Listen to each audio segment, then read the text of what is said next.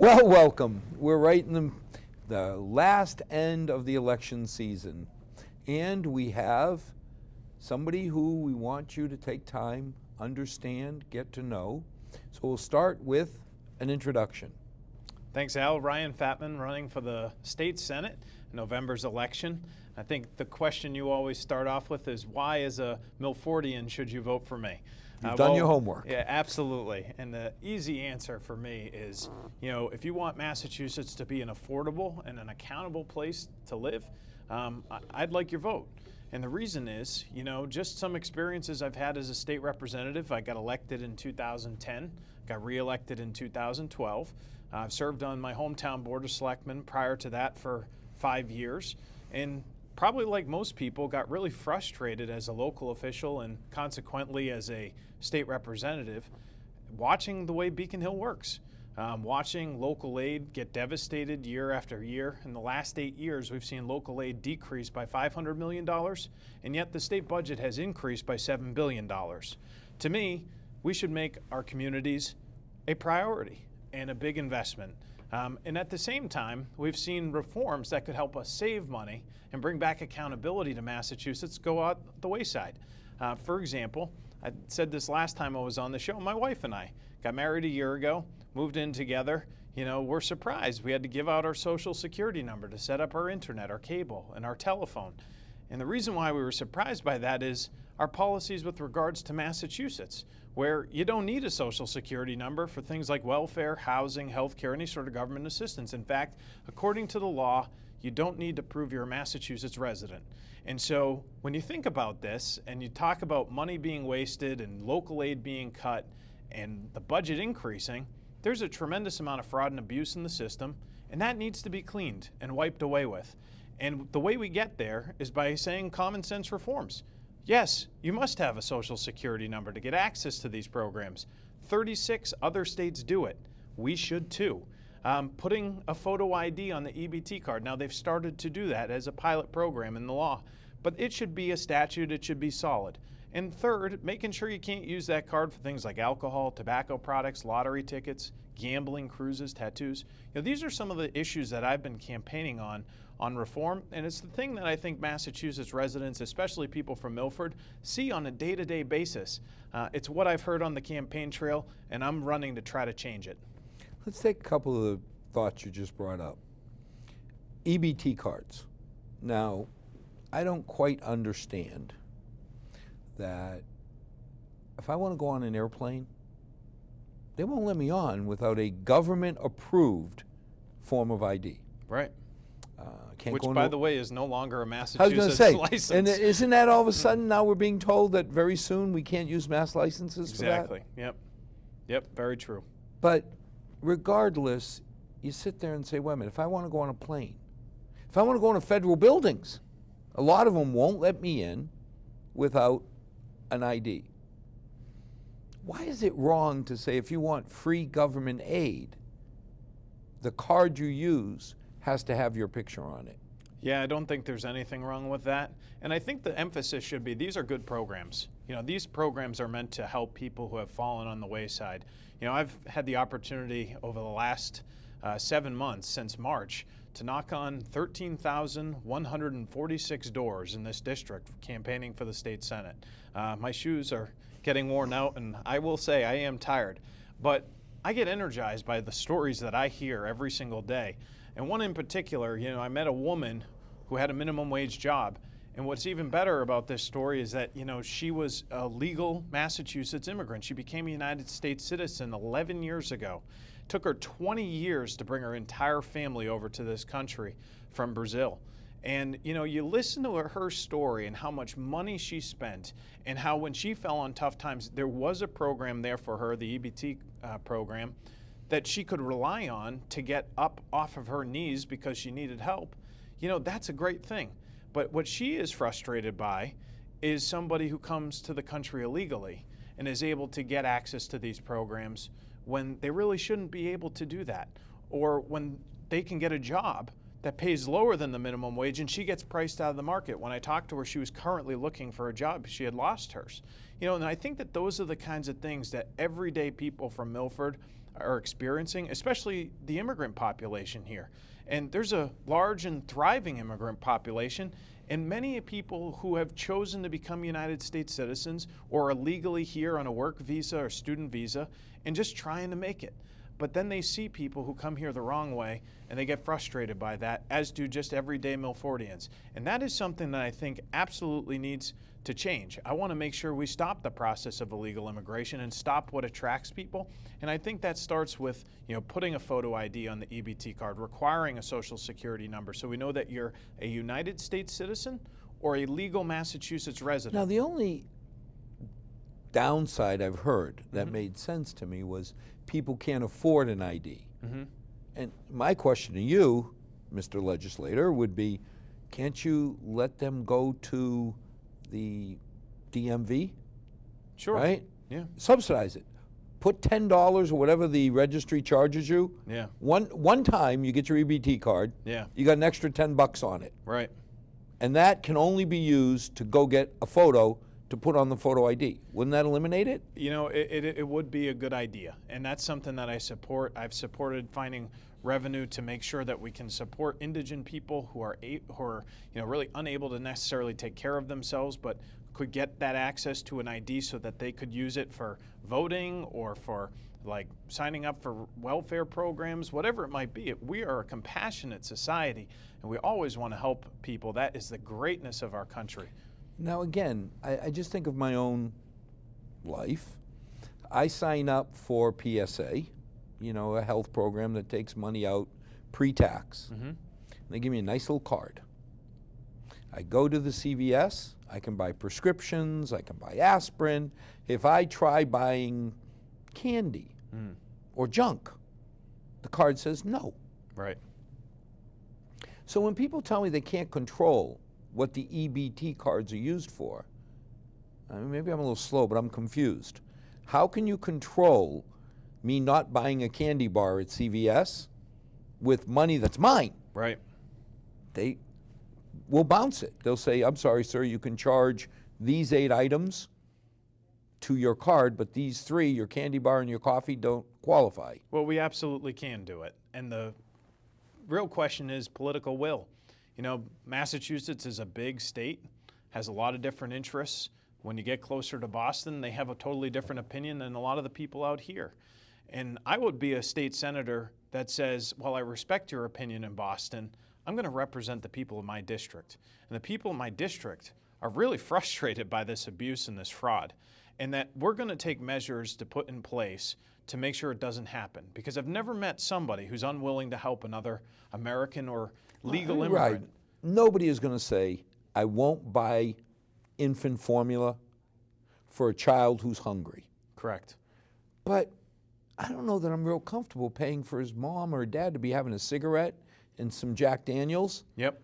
And I'm being facetious, but there are certain things that when you say you're going to help somebody up off their feet, absolutely. Food, basics. Yep. Yes. Yeah. But when I hear how much is being spent on other stuff, yeah, it just doesn't feel that I'm helping you get better if I'm paying for your tobacco. Yeah, one of the people I met on the campaign trail back in July was a guy named Chris. And Chris was from Hopedale. And as I approached his house, you kind of saw his overgrown lawn. And I just noticed that, not something I really paid too much attention to. But I knocked on Chris's door and he came out and, we got to talking and I gave him my little spiel. And he said, this sounds great. I needed help and I couldn't get it. They said I made too much money. And I was making about $400 a week. My wife had lost her job. Then she got cancer. And all I was looking for was just a little bit extra padding to get me through that week. And she said, the reason why my lawn has overgrown, which you probably noticed, I had to sell my lawnmower. He couldn't afford it anymore. And so that's an everyday struggle that I see people have all the time. And he went on and expounded upon some of those struggles, not just putting food on the table, but simple things, like having a haircut. And you think to yourself, holy cow, this person is really struggling. And I've heard that story time and time and time again. I met a guy who works for Xerox, And he told me that, he can be sent with his business. He said, I have a great job, and I really am grateful for that. But I can be sent to anywhere in New England at the split second of me being told. And no one pays me to drive to Sturrow, New Hampshire, because I'm told to do it and I get a salary and that salary covers. He said, of course, on my vehicle, I can write off the mileage, but I don't get a paid stipend. And I think that that's where there's a disconnect between the people who serve on Beacon Hill and the people they're serving. Politicians in Massachusetts get paid up to $100 a day to drive to work, in addition to a full-time salary. And so when you see the gas tax go up and it get tied to inflation and it goes up forever with no one voting on it, which, by the way, is what we get elected to do, to vote, you see this guy who works for Xerox paying his own way. And to me, that's not right. We're supposed to have... Now, this whole automatic indexing. Sure. I know this old man's opinion. If you're going to take money out of my pocket, you stand up, look me in the face, vote to take money out of my pocket. Yep. What's your position on letting taxes automatically increase with inflation? I am against it. I have voted against it. I am also... Tell us why. I think that we were founded on the principle, no taxation without representation. I think that when you tie taxes to inflation, there's no accountability. If you want to tell me how my money's being spent and why a tax needs to go up, make that argument. Bring that debate to the House floor, to the Senate floor. But to just basically take an argument and sweep it right off, I think that flies in the face of just about everything that our country was founded on. And so as a principle, I think it's wrong. But in addition to that, when people vote to raise the gas tax, tie it to inflation, and yet they don't pay it, there's a big disconnect there. And to me, when I got elected in 2010 as a state representative, I promised several things, but I said, I'm going to hold myself accountable. I will never take that money, that travel reimbursement on the taxpayer's dime. And if I do, you shouldn't vote for me. Because this is supposed to be government of the people, by the people, for the people, not above the people. And now, the logic that we're not really paying you guys, if you took House of Representatives down in D.C., their salaries are slightly more in line with what people would say are good salaries. How do you answer when they say, well, some of these little perks are to offset the fact that you're not really getting huge salaries to represent us? I knew what I was getting into and what I signed up for. And so I decided that it wasn't going to be for me to take those political perks. In fact, most people actually decide not to take them. We've seen a trend of the legislators not doing that. And a lot of times, actually, legislators have other jobs. So this is a supplemental income a lot of times. For me, this is what I do full time. When I decided to run, I said, I'm going to do this for a period of time, and then I'll move on and let somebody else step up to the plate. I don't believe that people should be serving in office for 2 or 3 decades. I just don't. I don't think it's what our founding fathers wanted. I pledged the first time I ran, I'd serve 6 terms, 12 years, and then I'd reevaluate and probably let somebody else step up. To me, that's sort of the founding of this country, and that's the way the principle should be.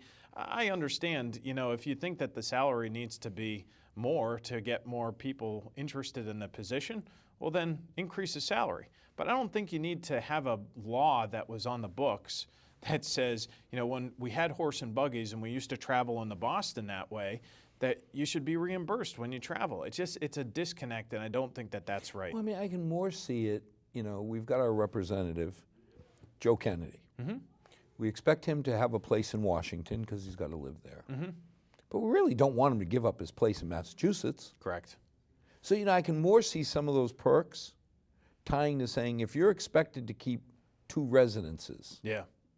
Okay, there's travel in between. I can see that, but we really don't expect you to keep a place in Boston, do we? Exactly. And what is it? 45 miles from my house to Boston, and and then so 90. Well, a lot of us did that for many years going into Boston. Exactly. And it's apples and oranges when you're comparing the United States Congress to Beacon Hill. When Joe Kennedy goes down to D.C., you're absolutely right. And should someone pay for that trip down there? He was elected, and he's traveling a very long way to do it. I don't think it's reasonable to expect that he only keeps, or he keeps 2 houses. Right, exactly. I agree. And again, I look back at industry, and when I went to Paris, Mm-hmm. the company subsidized it. Right. Because I had a house here, Yep. and they're asking me to live in Paris for 4 years, so they Yep. subsidized it. Absolutely. That feels right. Yep. When I was commuting to Brighton, Boston, Yep. nobody really said you should have not that I would want two places to be 30 miles away. Right. Right. Exactly. But is there any other perks that make sense that come along with Beacon Hill? You know, they pay politicians a lot of times in Massachusetts for office expenses. They pay them for committee chairs. You know, there's sort of tiers, and so the base salary of $61,000. A lot of times you find people making upwards of $80,000, $90,000, and that's a pretty good salary. That ain't bad at all. Yeah, you know, that's a lot different. 90,000 puts you at the top 15 or 20% of the country. Yeah, exactly. And I think most people even listening here right now would say $61,000 is a pretty decent salary. Yeah, I'm not going to be on the welfare rolls with that. Yeah, no, you're not. And you know, that's why I say these political perks that the paying politicians to drive to work, they shouldn't be there. They should go away. I've sponsored legislation, hasn't really gotten too far. But one of the things I'd like to do, and I will do if I'm elected to the state senate, I'm going to put this to the people. You know, the reason why we're voting on the gas tax right now is because of people like myself and others who volunteered their time in November, December, and January to go out and collect signatures. I collected 2,000 signatures so that the people could have a say on this. Because, to be quite frank, I mean, the legislature decided to do this lickety-split, and no one was really paying attention to it. So the people's voice has to be heard. Well, the same thing can be true of any issue. And so one of the pledges that I'd like to make is if I get elected, within the first 3 or 4 terms, I am going to try to put this on the ballot and have a constitutional amendment to get rid of it. There are about 200 legislators total in Massachusetts, and I believe the number of people who actually take it is about 60. So why is it that 140 people choose not to and 60 do, that we still have it exist? The second thing is there's no accountability with this system. If I travel into Boston and I want to collect it, I just mark it a little check off the box and say, yes, I traveled in. Well, there was a man from Worcester who basically had to resign his seat because he was lying, you know, and he was checking the boxes when he wasn't there. And there's no checks and balances on that system. Now, what's more scary, that he took $100 or that somebody making laws sold his integrity for $100? I think both are scary. And the thing is, it's not just $100. It could be $100 a day. You know, so how many days there are, that could be $27,000 a year. You know, I think the top guy. Still, I mean, for your family, your reputation, I mean, hey, I don't know what the price of my integrity is. Yeah. But it's going to be a big number. If I ever find it, you know, I want a place where I can buy an island, own a Absolutely. continent. Yes. Then I'll think about it, maybe. But don't forget, we're dealing with Beacon Hill. You know, we've seen some of the things play out over the course of the last decade. You know, more speakers indicted than jobs created, and that's not a joke. You know, 3 in a row, and then a 4th who's in trouble right now, who's been, you know, in the crosshairs. But, you know, to me, it goes back to the people. What are the people getting? Is their voice being heard? And I point to, you know, the income tax reduction. 60% of Massachusetts in the year 2000 voted to reduce their income tax. And yet, Where did that go? yeah, nowhere. You know, nowhere. And actually, it was stopped. Actually, Senator Moore was the guy who filed the legislation to stop it in the Senate. A lot of people don't know that. And instead of rolling it back from 6.25% down to 5%, the legislature said, no, we're not going to obey the people. You know, we're people with the government, not the other way around. When people, you know, vote, their voice shouldn't just be heard, it should be heeded. Are we being heard? I mean, one of the No. jokes about biotech being big in Massachusetts Yeah. is that many of the legislators want to have the #1 genetic project be a cross between a giraffe and a cow, so it could eat in Metro West and give milk in Boston. You know, and you listen to it and you sit there and say, maybe there's some truth to this. Yeah, yeah, How do we get our voice heard so if the giraffe end is eating, yeah. that some of the milk stays here? Right. Well, I think, you know, one of the things that are really important is transparency and trying to bring accountability to government. You know, we've had debates on the House floor and the Senate floor to have 24 hours to read a bill.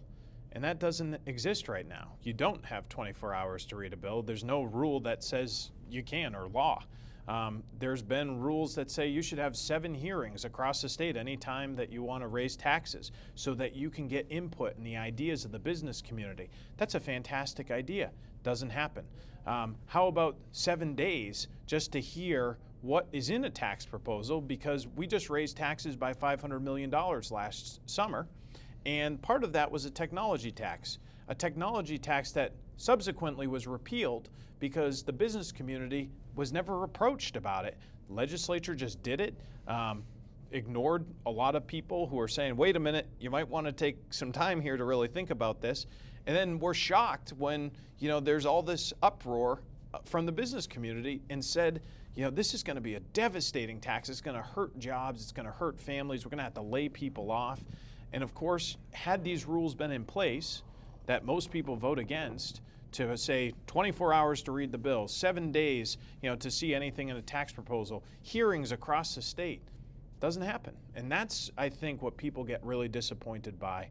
And I think that, no, people are not being heard, but they have an awesome opportunity to be heard in this election. It doesn't have to be this way.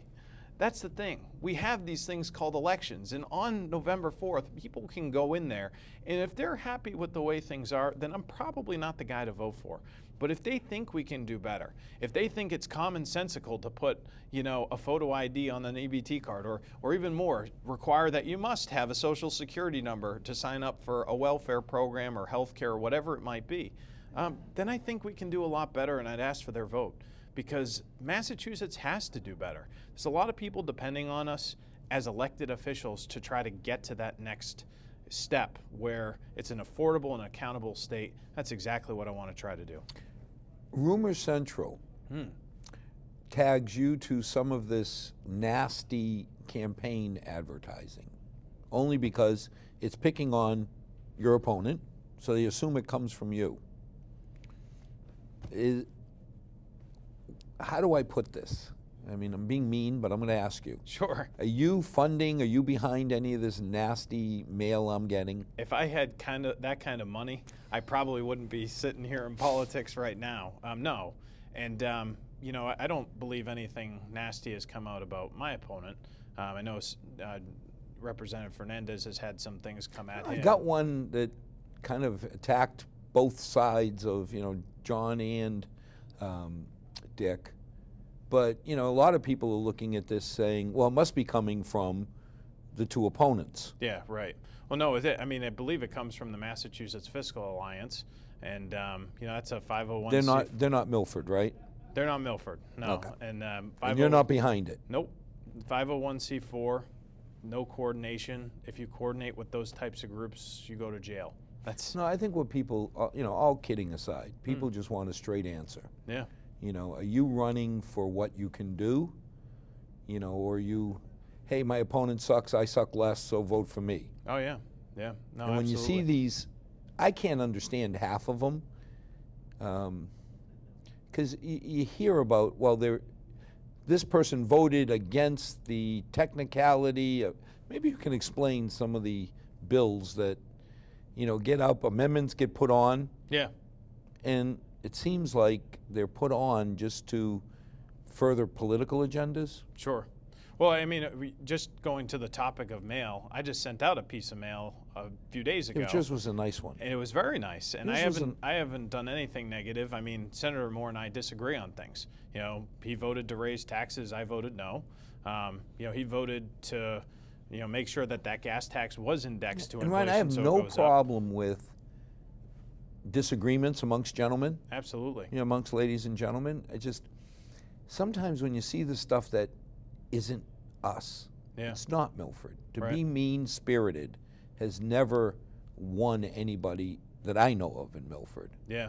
And I just wanted to give you a chance to clear the air. Yeah, I think it would be great, too, maybe if you had that group come in who's sending the mail and talk to them, because, certainly they should have some explanation for why they're doing what they're doing.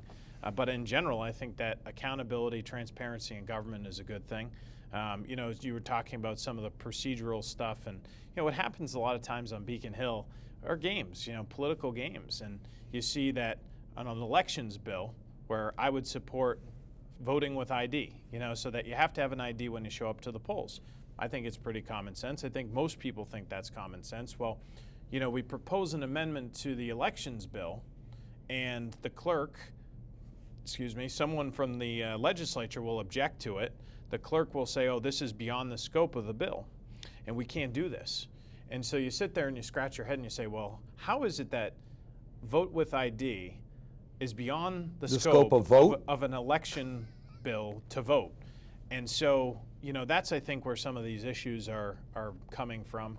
But, I mean, the idea that I have anything to do with it is a ridiculous Well, no, I'm glad. notion. And, and I would say the same thing to anybody running that comes on the show, because the objective here is not, I mean, I know your objective is to get people to vote for you. Right. Mine is to get people to know who you are. Right. So they can have an informed opinion and make an informed decision as to who they want to vote for. Right.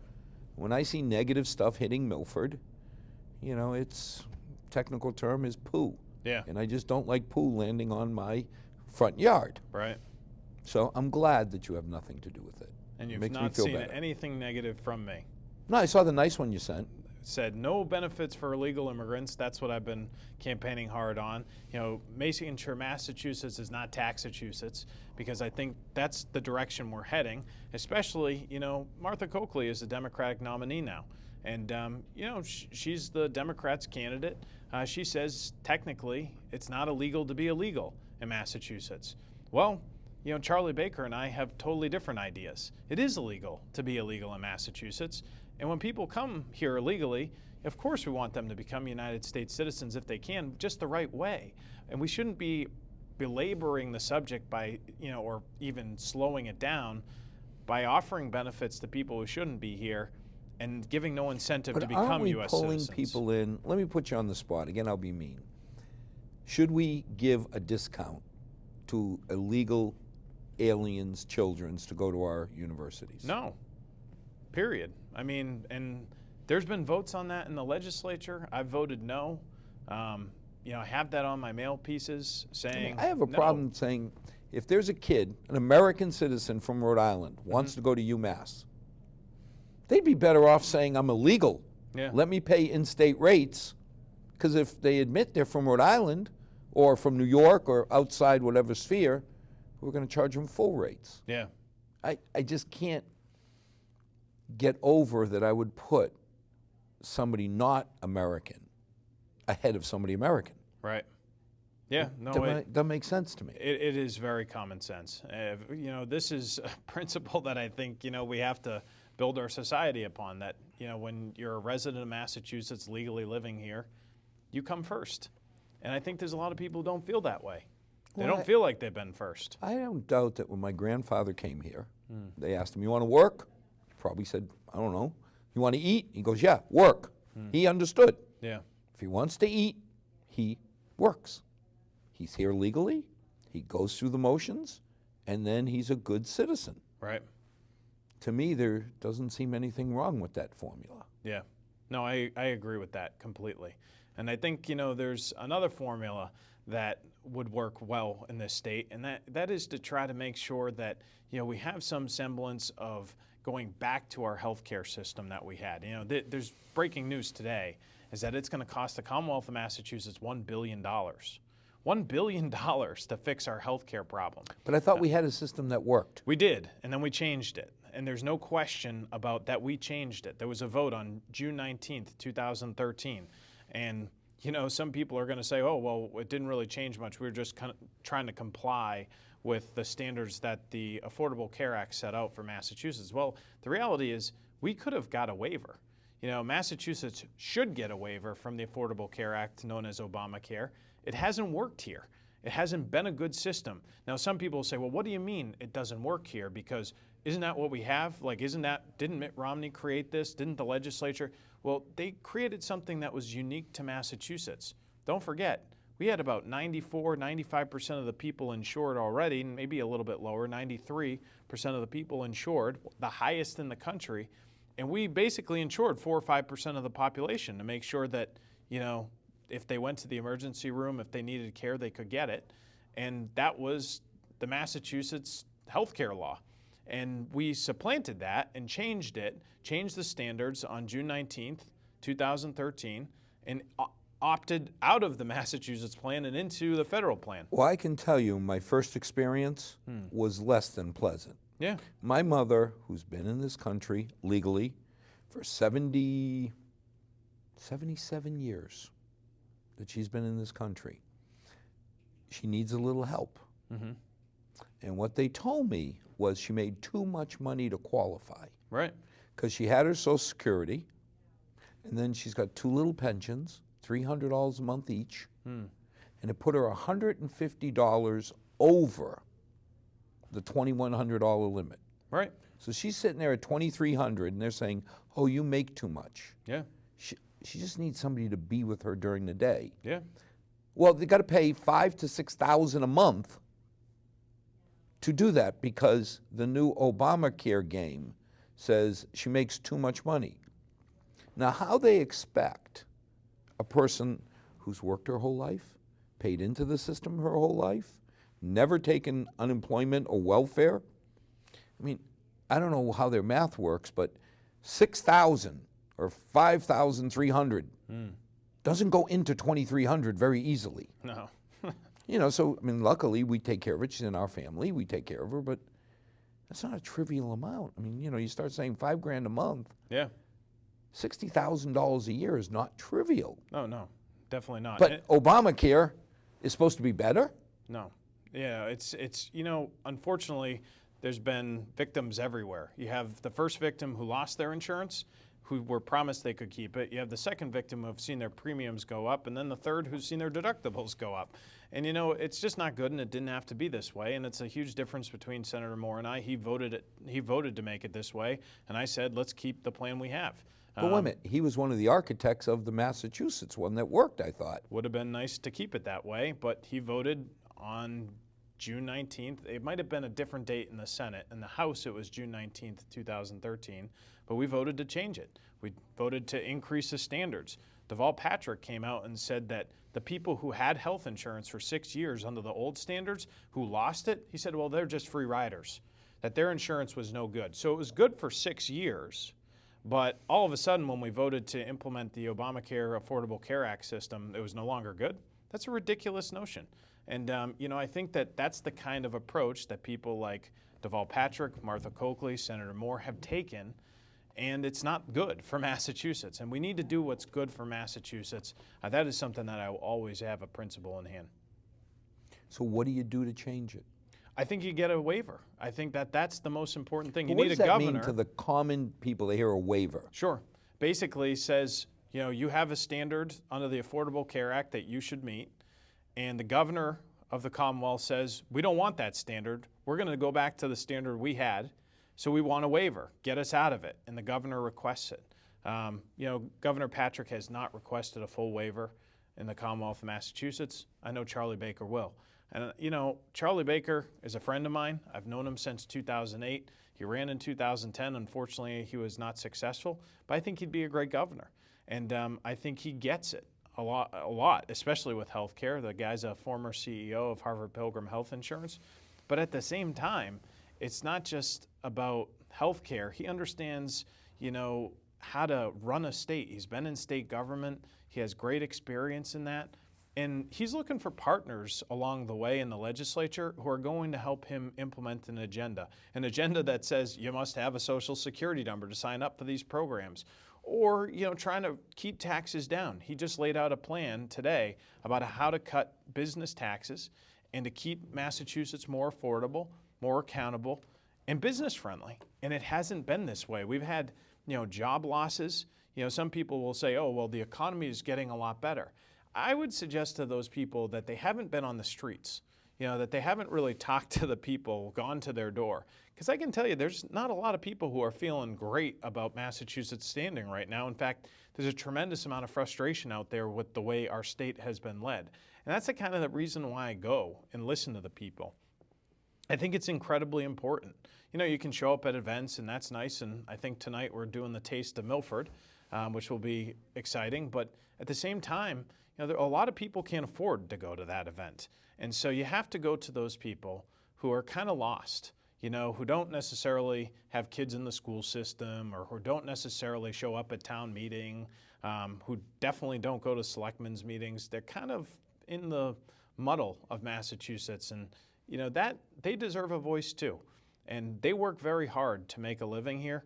And every time they turn around, they just get whacked either with higher taxes, or they see somebody who comes to this country illegally and they get benefits, but if they're struggling, they don't. They don't understand we it. see our local aid every year. We hold our breath. Yeah. I mean, we've been lucky in Milford. We've had a surplus for the last 10 years, but it's a small one. Yeah. And we have to squeeze, because obviously there's a lot of things that would be nice to do, and we don't. Right. How do you get that discipline? I mean, years ago, we voted, the first time I was on the FinCom, line by line on a school budget. Yeah. And I remember shaking my head saying, me telling the superintendent how many rolls of toilet paper he needs does not seem like a good idea. Yeah. Now we've turned around and said, okay, guys, school, you get 61% of our budget. If our total revenue is $100, here's your 61. Not going to argue that you're not the best administrators with the best programs, everything in the world. But I got $61 for you. How do we get that discipline? Well, I think it goes back to just living like families do. You get the discipline by growing up and making personal decisions on how you're going to live your life. And just one example that I give is my wife and I. About 3-4 months ago, I lost my car. I don't have a car right now because we can't afford to buy a new car, and we don't want to try to add to our budget of gas, insurance, costs of. And you're not taking the $100 a day stipend or whatever. I'm not. And had I could have bought a new car. That's part of the point. I probably could have collected about $27,000 over the last 4 years. I could buy a brand new Jeep. That's my dream car. And but the reality is that you have to live within a budget and you have to set standards. So every Sunday night, my wife and I, we sit down in front of our computer and go through our account. A lot of times she finds herself whacking me upside the head for buying a coffee here or buying a candy bar there. $4 Dunkin' Donuts you don't need. Exactly, and of course, you make mistakes, but, as a general principle, you operate and live within your means, and I think that you set standards and priorities. And, buying a car was not a priority for us because our priority was to pay down our student loans and to pay our rent, to pay for things that really matter, food. And so government has to do the same exact thing. It has to say, what are your priorities? And my priority, number one, would be towns, because I think that when you consider the 6.5 million people who live in Massachusetts, or the 165,000 people who live in this state Senate district, what is the form of government that affects them most? Is it the form of government, up in Boston where, the bureaucracy is hard at work? Or is it I submit it's town hall. Or is it the town hall? Is it the person who's behind that car on a January night or truck plowing the road? Yes, it's that person. Is it the teacher in the classroom who's teaching kids? Yes, it's that teacher. And I think that has to be made a priority. It's something that I have always made a priority. One of my legislative accomplishments, haven't been around long, don't have a lengthy list of them, but one that I did work very hard on was increasing local aid. Myself, Brad Jones, the minority leader, George Peterson, we took money from a reversion account, money that is basically unspent from the year previous, and said, hey, if it exceeds $100 million, let's take $65 million and give it back to the cities and towns. And a town of Bellingham gets about $108,000 in increased local aid for the first time in 10 years. That's the kind of thing I think we need to be doing and prioritizing. Town of Milford gets about $200,000 in that equation. So these are good things that I think we can do as legislators and say, this is my priority and this is not. And what I can tell you is not my priority is giving benefits to people who come to this country illegally and ignore our laws. And there has got to be something done with it. There's estimates that range, it's anywhere from $900 million to $1.8 billion. And that's a lot of money. It's also a very big range. But part of the problem is you can't say, if you're in the hospital, are you here illegally? But again, even that, if a child is hurting, I don't think any of us would say turn your back on. Absolutely. You know what not. I mean? You turn around and you say, to me, there's a very big difference. Absolutely. Between a child that's in a car accident, a child that has pneumonia, there's no way I believe any of us would ever look at that child and say, I'm sorry, Yep, you don't qualify. I agree. But giving you benefits so you don't have to work, I got a harder time with that. I have a question for you, too. I've been trying to figure this one out. It does say in the federal law that if you're in an accident, you must be admitted to the emergency room, and that's why we have Mass Health Limited. Mass Health Limited gives health insurance to those who are, not here legally, essentially, or undocumented. And so Senator Moore was on WMRC radio the other day, and he said, and Ed Thompson asked him a question, and that question was, well, do hospitals get reimbursed for people who are illegally here? And the answer was no. So let me ask the question. Why would somebody who's illegally here in Massachusetts need health insurance if the hospital doesn't get reimbursed? I'm confused because I'm involved with the Regional Medical Center. Mm-hmm. One of the worst things Frank Saber could do is let the hospital go bankrupt, Absolutely. because then he couldn't take care of any of us. Yep. But if we have to absorb costs, when you say reimbursed, Mm-hmm. one way or another, I'll submit to you it comes out of this pocket. Yours. Has to. Yep. Has to come from somewhere. Right. Either you give it to them in taxes, or my insurance rates go up to absorb. I don't understand the question. So I'll ask the question again. So Mass Health Limited, it insures people who are illegally here, and it also insures people who are legally here, who are poor. And basically, that's the health insurance that they rely upon going to the emergency room. Okay. Okay? So But where's that funding come from? it comes from state government, and Which comes from my Your- pocket. exactly. But the question was posed, do people who are illegally here, when they use that emergency room, illegal immigrants using the emergency room, do hospitals get reimbursed for those costs? And the answer is no. They do not get reimbursed. For people who are illegally here, they do not get reimbursed at the But Ryan, I have emergency to room. disagree with you because, how can By they the- not? The federal government reimburses. The argument, they say, oh, illegal immigrants get access to this health Right. care, and the federal government mandates it. Okay, Okay. unfunded mandate. But the federal government doesn't fund it. Right. So then why do you need health insurance? If no one's going to stop you at the emergency room and say, oh, wait, let me But check somebody your has insurance. to pay for the Band-Aids and everything they used. But they're not paying for it. You're paying for it. But that's what I'm saying. Somebody. So why have insurance for them? Why does Nicholas Guaman need a Mass Health Limited card? If it only covers if emergency, he's illegal, why would we give him he has one. anything? Well, he has one. Okay, then I guess we're saying the same thing, because I'm sitting there saying, wait a minute. When anybody goes to the hospital Yep. and they use services, Yes. Band-Aids, pens, papers, sutures, whatever, Right. somebody's paying for that. Absolutely. And that somebody feels like my right pocket again. Yep. Absolutely. So what's the point of a card? Well, that's a great question. So that's actually my point. So why do they need it? Well, is it actually so they get more than just emergency services? And I would say yes. That is the truth. What's happening is it's not just emergency services. The whole, Department of Health and Human Services wrote a letter to me, and they said, well, Mass Health Limited covers emergency services. Well, no, like you said, we all are very compassionate people and have hearts. If someone's coming in on a stretcher after a car accident, we're not stopping them and Well, saying, first of all, I'm not asking for his card anyway. exactly, we're getting you to the hospital, to the board, and we're operating or we're trying to save your life. Principle number one, right? So my question is, you don't need health insurance for that. No one's asking you for it. So if Mass Health Limited covers only emergency services for illegal immigrants, why do Then they I'm need confused. Why do they need Why a card? bother? Yeah, exactly. Why do they need a card? And the answer is, it's not just limited services. Oh, okay. Now I understand. Because It's not just To me, an you're- emergency room. It's for other preventative care, and that's not right. And getting the answers from the Patrick administration, and hopefully not the Coakley administration, these are the questions that you ask, and they will not give you a straight answer So to. now you're telling me that my mother, who's been here since she was a teenager, who's paid into the system 70-some years, can't get help. But, so I have to declare her illegal? I mean, revoke her citizenship. I was going to because- say, if I declare her illegal, then she can get help? Yeah.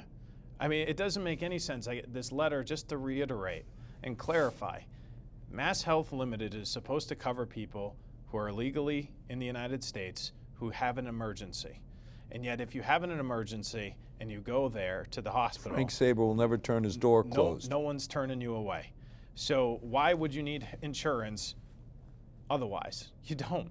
And that's the whole point. And yet they still allow people who are legally here to sign up. And what I would posit is that it's because you're giving access to more than just emergency care. You're looking at preventative care. You're looking at, going to a general practitioner.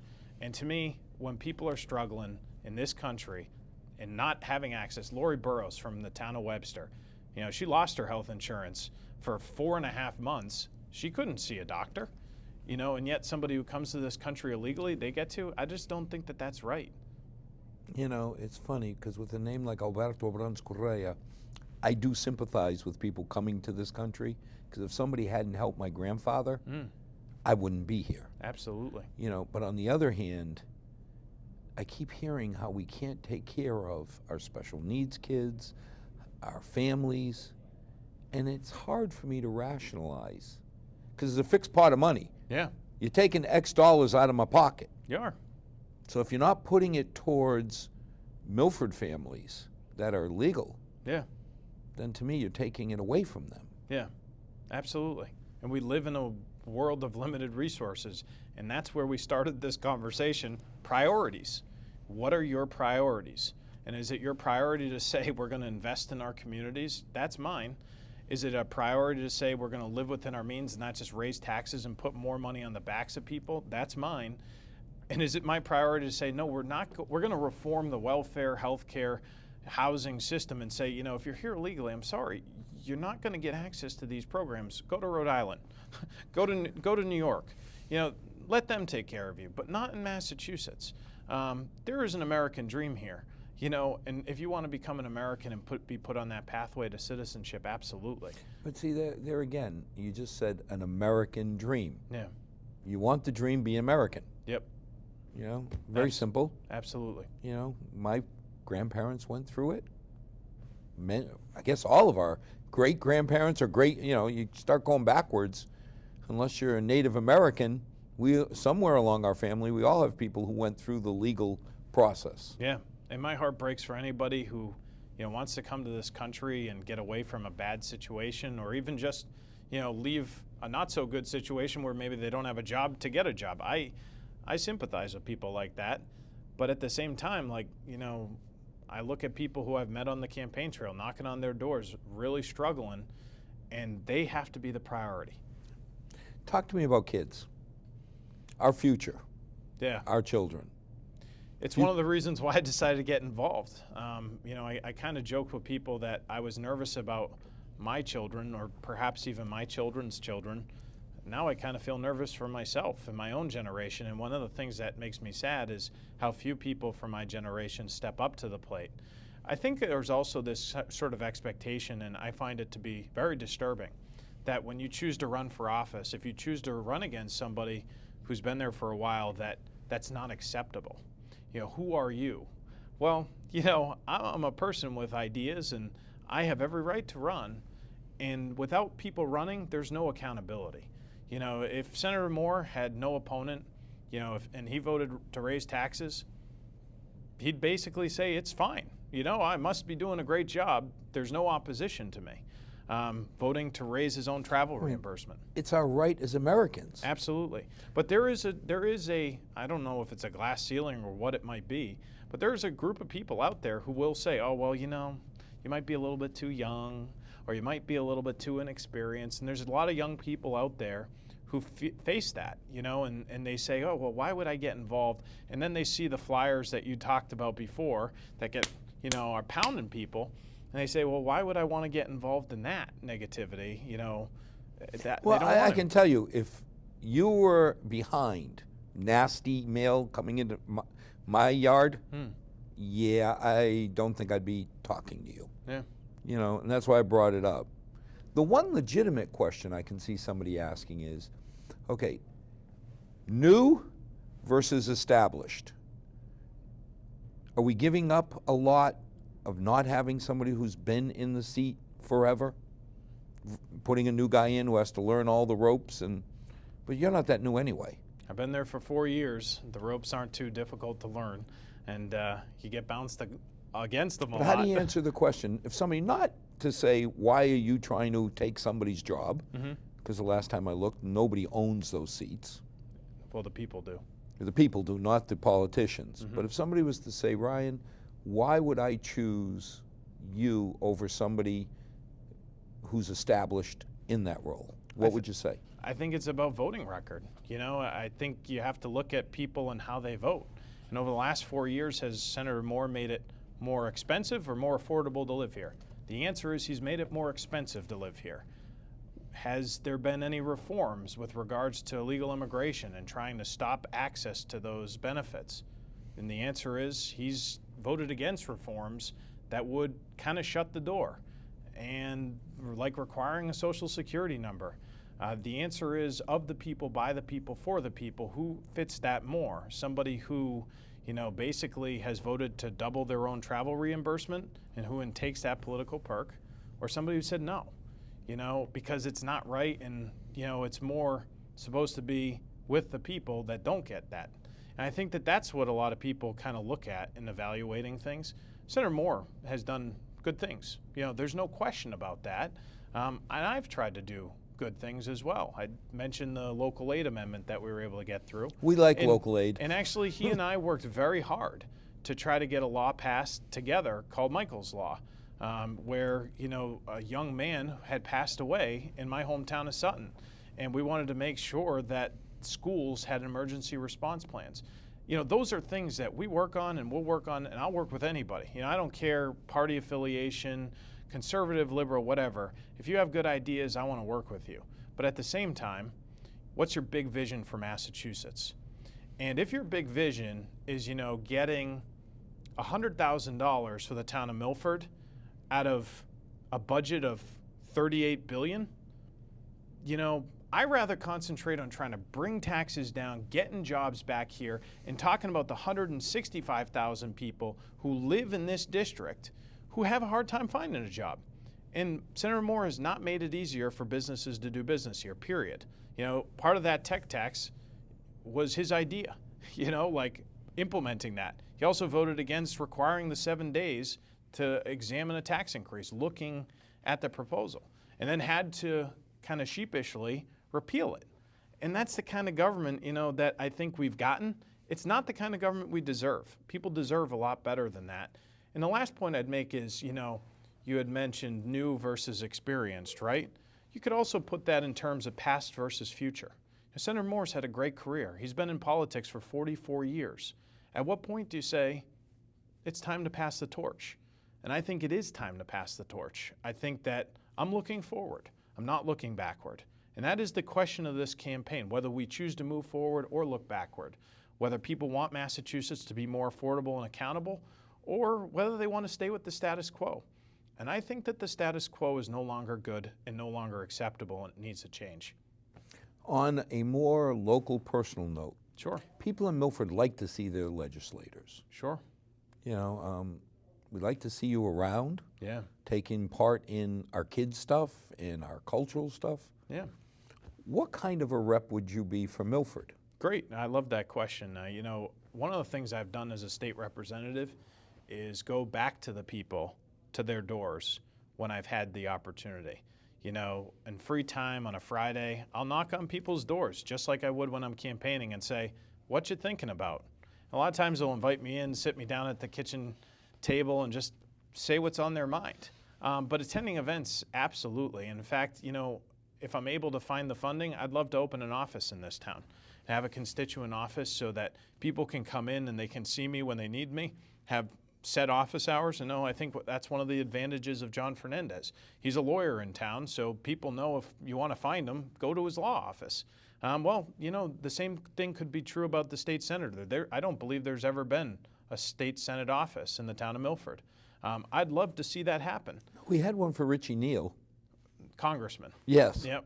But I I'm think they get a talking little about- bigger budget than you do. They definitely get a bigger budget, but we can raise the money and we can make it open. You know, it's probably $600 a month. That's not a lot of money. And, you know, having it open periodically or even just having somebody locally donate it, I think that can be a possibility. You know, I enjoy dealing with people on a day-to-day basis, listening to their hopes, their dreams, talking about their kids' futures. I've gone to basketball games. I'll probably go to basketball games in Milford. My hometown Sutton won't be playing them. We're too small. But I'd love to see the kids successful. It's a good thing, because if you start rooting against the Yeah, Hawks, I we're know. going to be grumpy people. Football is another thing. You're going to see me out at football games this campaign, you know, watching the game, but also shaking hands as people come in. And, you know, I get involved in the schools because I am younger. I'm 30 years old. I'm aging quickly. I point that out. But at the same time, I feel like there's kids that can relate to me. And when I go into their schools, I think I can be effective to talk about what kind of lifestyle that they're going to choose. We could keep going, but I want to give you at least a minute and a half Sure. to answer the fundamental question. Yep. I'm from Milford. Why should I vote for you? You should vote for me because Massachusetts deserves to be a place of opportunity, affordability, and accountability. I have laid out exactly what I believe, that Massachusetts must be a place that people can do business, where entrepreneurs can start and go down to that main street in Milford and say, you know, we're going to start a business right here, that they don't expect to be smacked with another tax that they don't expect. Or, you know, saying that we're going to prioritize Milfordians and people who came here the right way, the immigrants, Georgiana, who I met in Milford, you know, who talked about her struggles getting to this country and then how much time it took and how much money it was. You know, we have to respect those people, and we respect them by implementing policies in this state that reflects them, you know, that says we're going to prioritize you over everything else, that you're going to get access to help when you need it, but that people who come here to this country legally, they're not going to. We're going to put policies in place that emphasize that we're going to say, you know, your politicians are not going to be just above the people, they're going to be of the people. And that to me is the most important principle in this campaign. Thank you for coming out. Absolutely. And as always, I won't ask you to vote for anybody. I never have. I don't intend to start. What I will beg you to do is get to learn, get to know these candidates. Find out who you feel is more like us and who will represent our values. And then please, I'll beg you, get out to vote. That is the single most important thing I can ask of anybody. Pick somebody, be informed, and then go exercise your voice. Let it be heard. No matter which color you pick one, vote, and Milford will get better and better. So as always, may we thank you, and may tomorrow be a better day at the center of the universe than today. God bless and good night. Absolutely.